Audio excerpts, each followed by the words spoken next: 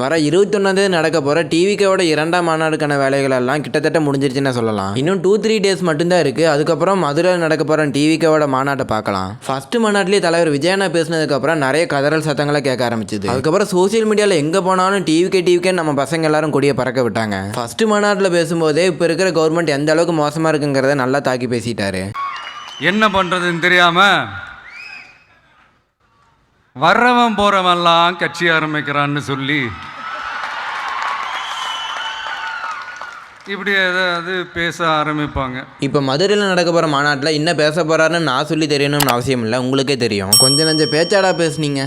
இன்று வழங்கப்பட்டிருக்கக்கூடிய திராவிட மாடல் ஆட்சியினுடைய மக்கள் நல திட்டங்கள் என்ற புத்தகத்தை நீங்கள் படித்து பார்த்தால்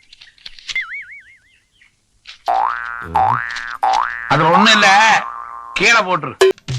பேச்சாடா பேசுன, கொஞ்சம் நஞ்ச பேச்சா பேசுன.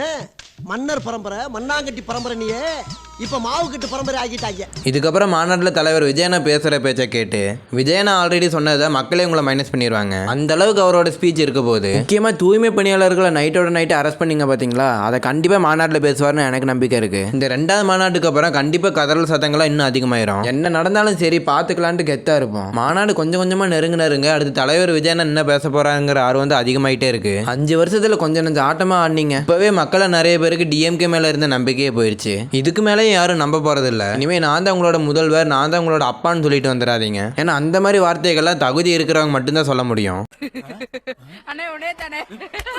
பொதுவாக சிஎம்னாலே 5 வருஷத்துல மக்களுக்கு எப்போல்லாம் உதவி தேவைப்படுதோ, கஷ்டத்தில் இருக்காங்களோ அப்போல்லாம் கூட போய் நிற்கணும். ஆனால் அதை விட்டுட்டு கடைசி 1 வருஷம் எலெக்ஷன் டைம் நெருங்குறப்ப மட்டும் மக்களுக்கு நல்லது பண்ற மாதிரி நடிக்கிறது. ஆனால் இதுக்கெல்லாம் கண்டிப்பாக 2026 மரணடி வாங்குவீங்க. எனிவே மாநாடுக்கான வேலைகள் சிறப்பாக நடந்து முடிஞ்சிருக்கு. இனிமே மாநாட்டில் என்ன நடக்க போகுதுங்கிறத நம்ம வெயிட் பண்ணி பார்ப்போம். நம்ம டிவிக்கு தலைவரான விஜயண்ணா ஸ்பீச்சை கேட்கறதுக்கு நான் ரொம்ப ஆவலாக இருக்கேன். அதே மாதிரி நீங்கள் எந்த அளவுக்கு வெறித்தனமாக வெயிட் பண்ணுறீங்கன்னு நம்ம கமெண்ட்டில் சொல்லிட்டு போங்க. தேங்க்ஸ் ஃபார் வாட்சிங்.